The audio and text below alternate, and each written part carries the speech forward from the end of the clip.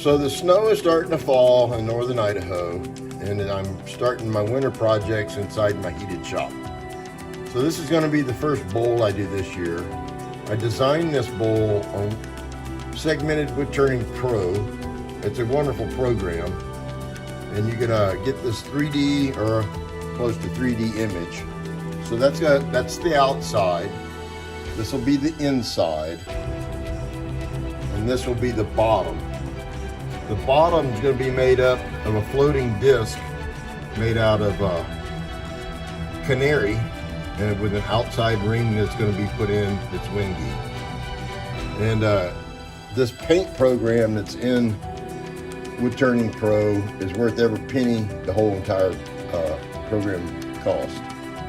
Anyway, I was able to make that design, and then it gives you this rendition of it that you can print out and have a picture of. This project will have curly maple, padauk, purple heart, canary, babinga, wingi, and jetapa. It will consist of 72 pieces per ring. It will have 28 or so total rings. With the keeper ring for the floating bottom, it will have over 2,000 pieces in it.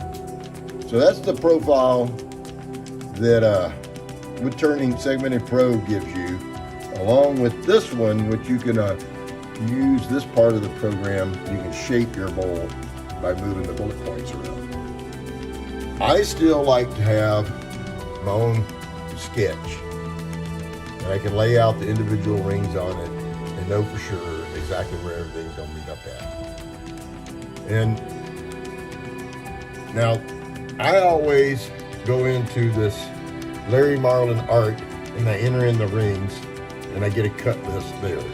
Now, Segmented Wood Turning Pro also gives you this cut list, and I've used it before, but I'm not real fond of it. But what I do like about it is it lists the wood species that you're using and tells you how many you need for the rings that you're trying to cut and put together. The other thing I do like about the Segmented Pro is you can print out the individual rings to be able to make sure that you got everything, your pattern proper. So that's going to be the base per se that the floating disc will go in, and then that's going to be the first ring above that with the different species of wood. I also go one more step, and I input the rings into another program, and I print them out like this, and then everything is in fractions of an inch, which I like working with better than the decimals that the Wood Turner or Segmented Pro gives. That's just my own opinion. That's what I'm used to working with. I know some people may not like dealing with fractions, but anyway, this is my new project for the year, or for the beginning of the year. I've never made one that had 72 pieces per ring, and these are going to be tiny little pieces, and getting them glued together will be a chore, but we'll see how it goes. Later.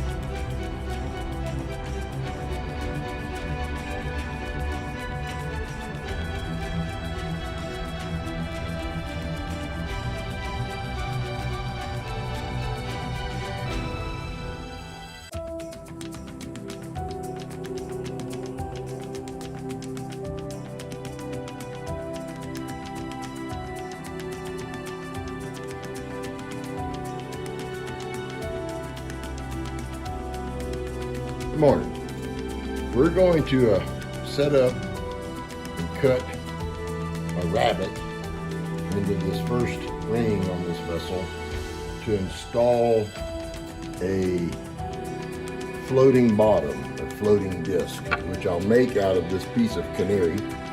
I'll cut and round up a piece there. And once I have that rabbet cut in there, close to where that second pencil line is out, I'll take this disc, or this ring, which is mounted up on this waist block, and I will round it up and cut it to diameter, then take my parting tool and part off a little over half of it, which will then become the keeper ring that will hold that floating disc in.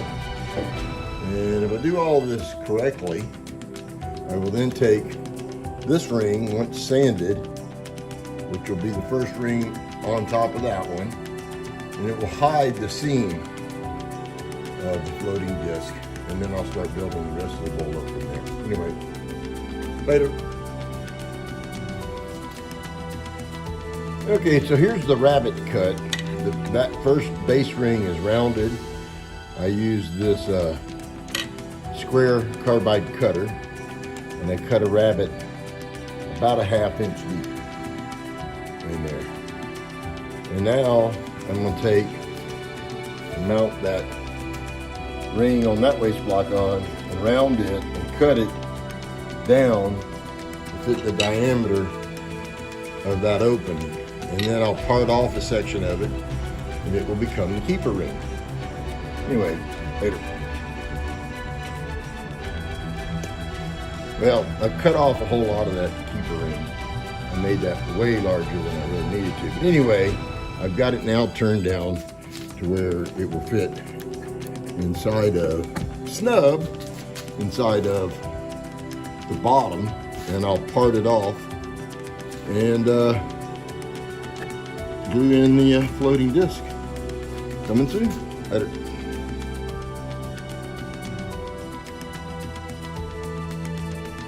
Okay, there it is, parted off.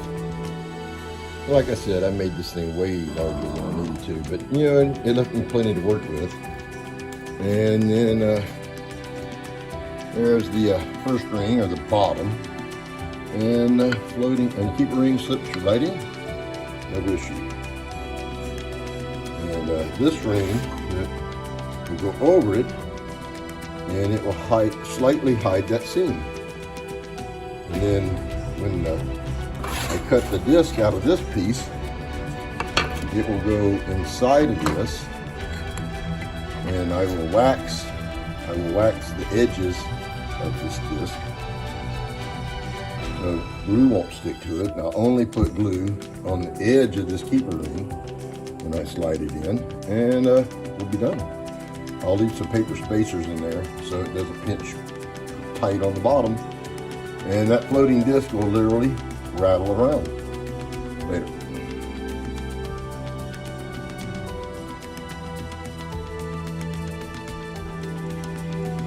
Okay, so I got the disc sanded roundish, and it's got a little bit of play inside the rabbet for expansion. Then I've waxed the edge of it to make sure no glue sticks to it, so it will truly stay floating. And then we're about to take and apply some glue to the edge of the keeper ring, and we'll put it in and we'll let that dry up. Now that keeper ring, you got just a little play in it too, but it will meet up, and then I'll turn and sand that lip off of it, and then the first ring that goes on will hide that keeper ring seam, and then help hold it all together. Anyway, later.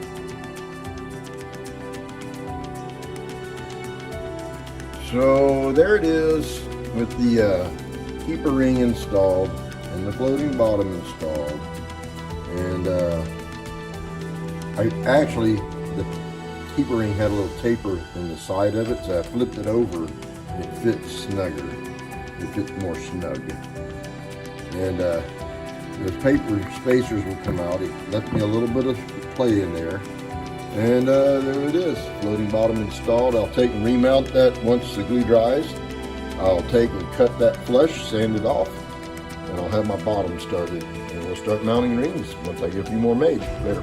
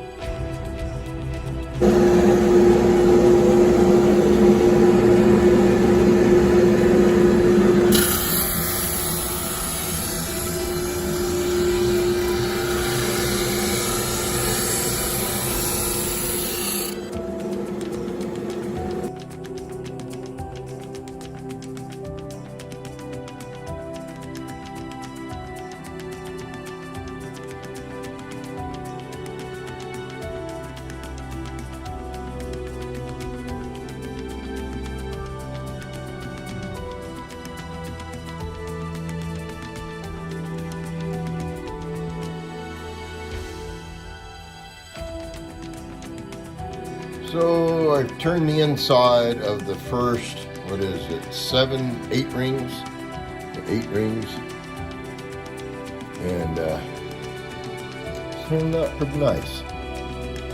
We'll stack and glue some more on. The pattern's going on nicely. I got a little misalignment right there. It's not too bad. There's 72 pieces, 72 segments per ring. And these first ones down here on the outside, are 1/4 inch segment length. Anyway, it's gonna look pretty cool once it's said and done. Later.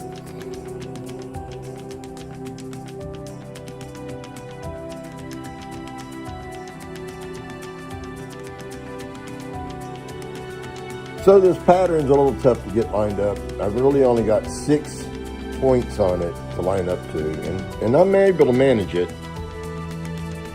I grab a hold of the next rings in the cold jaws, and on the bowl here I put a 1, and then 180 from it I put a 2, and those are my indexing points. Then I hold the bowl still and I turn the ring that's in the cold jaws until I get it to line up fairly close, and then I index mark it and put another 1 on the ring and another 2 on the ring, and then I scribe the ring all the way around on the face of it there, so you can there it is, you can see the scribing there, and then I can realign it after I apply the glue. And anyway, later.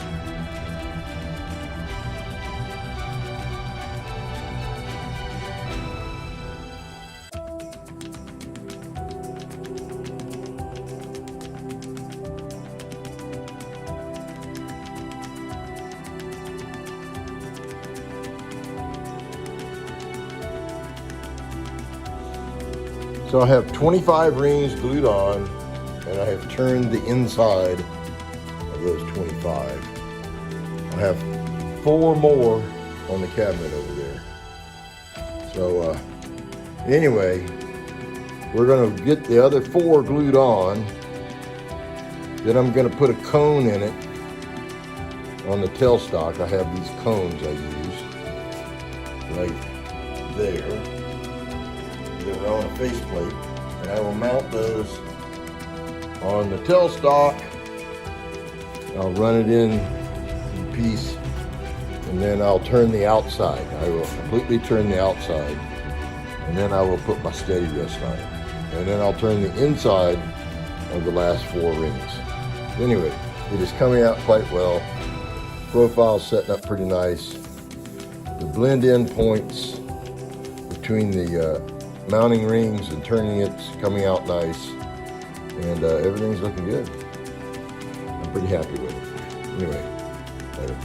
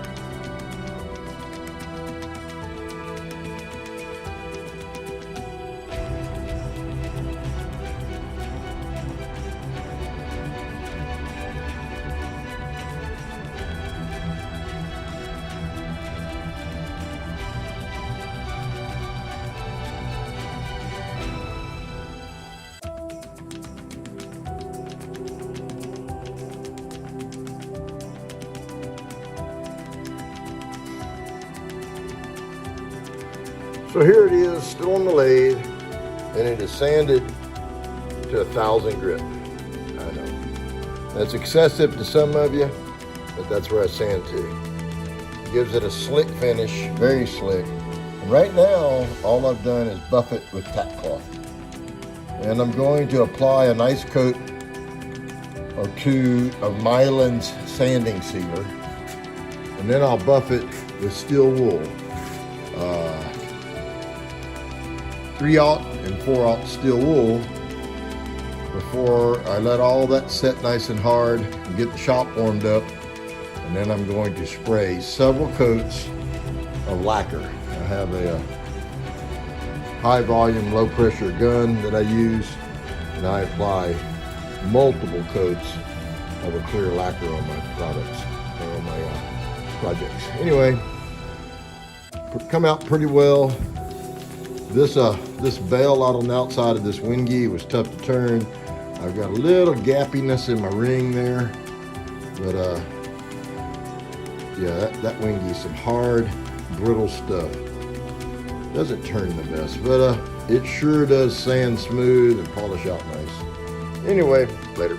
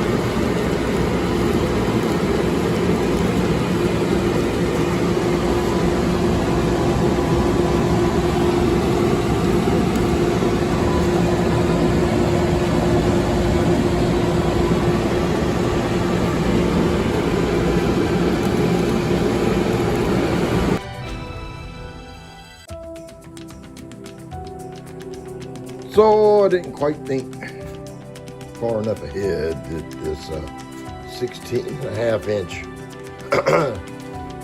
rim on this vessel was going to take up, by the time my large set of cold jaws wasn't going to be big enough. So I was able to take a small set, the large set, and adapt it to grab a hold of it. But then, even with it closed, with these tapered fingers, it wasn't going to clear the 18-inch swing. So here we are.